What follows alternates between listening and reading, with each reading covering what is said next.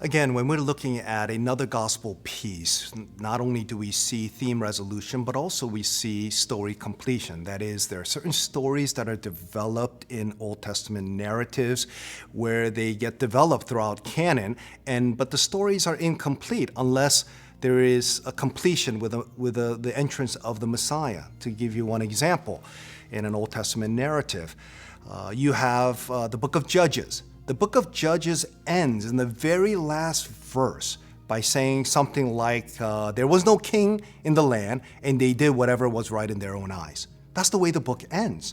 And so if the book ends that way, you should naturally be asking, well, is there going to be a king who's going to come who will be able to judge, unlike all of these other kings that were flawed? Yes, God brought revival. There was the whole cycle of rebellion, and then they were subjected to neighboring nations, and then there was repentance, and God delivered them by sending them a judge. But what do we find in the story of Judges, or even through all of the kings? For example, you look at First Chronicles or Second Chronicles. You read all of these kings and you're asking yourself the question, boy, the Israelite history is pretty repetitive. You have a king, and then he follows the ways of Baal and the ways of all the pagan gods, and yet not faithful to the requirements of what God is asking the people of God to be.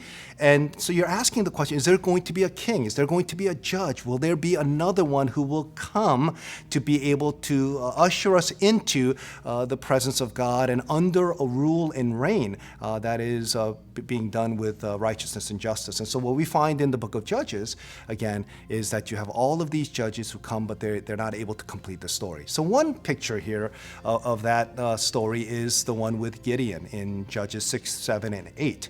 And of course, Gideon is usually referred to as someone who is famous because of his fleece, but that's really somewhat incidental in the story. The story is really a picture of a frail, fallen, weak, scared a judge who questions whether or not God is actually doing serious work in the midst of his people.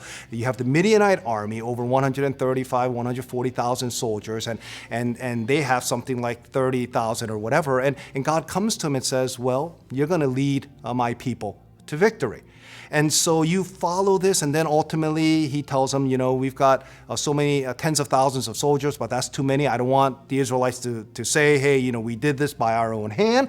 So I want you to take all these soldiers and bring them down by the river, and whoever kind of gets down on their knees and drinks the water from the river, then those are the ones you can send away. But the other ones who don't do that and they just kind of lap the water this way, they're the ones who will be going into battle with you. And so what ends up happening? 300 of them just kind of lap the water. And we've always viewed that picture as, if you're looking at the text moralistically and not redemptively and not understanding this gospel piece of story completion, we've read that or heard that passage, something like, oh, here are the brave, valiant men who are probably have one hand with their sword, and then the other one they're lapping the water, and they're looking around making sure the Midianites are not attacking them. But another interpretation has been given by other Jewish commentators where they've said, they probably weren't training very hard in the wilderness up to this preparation for this battle, so they weren't that thirsty at all. So these were the ones who were frail, these are the ones who are weak, these aren't the ones who are out there working really hard, so they weren't that thirsty at all. So it completely changes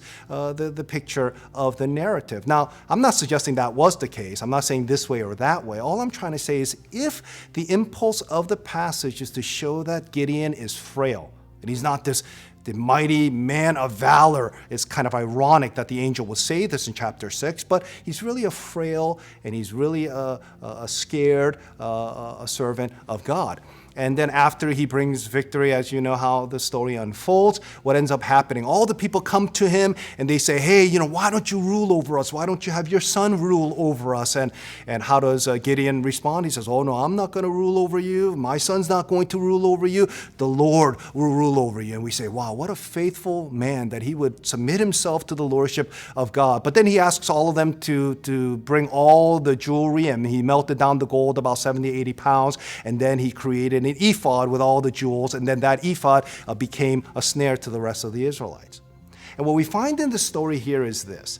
Later on, even though all the people say, rule over us, and he says, hey, I'm not going to rule over you, what ends up happening? he has a son with one of his many wives, and he named him Abimelech. And the meaning of that word Abimelech is, my father is king. So the people came to him and said, oh, why don't you rule over us? Oh, no, I'm not going to rule over you. My son's not going to rule over you. Oh, have you met my son, by the way? His name is my father is king. So the point of the story here is that Gideon is not the kind of person we think he is. He's actually very fallen. He's a very scared. He's very flawed individual. But here's the gospel piece. Here's the completion of this narrative, of this story that we find, and it's suggestive of this great judge and this great king who's going to come to complete the story, is that God uses weak leaders, and he uses one particular leader.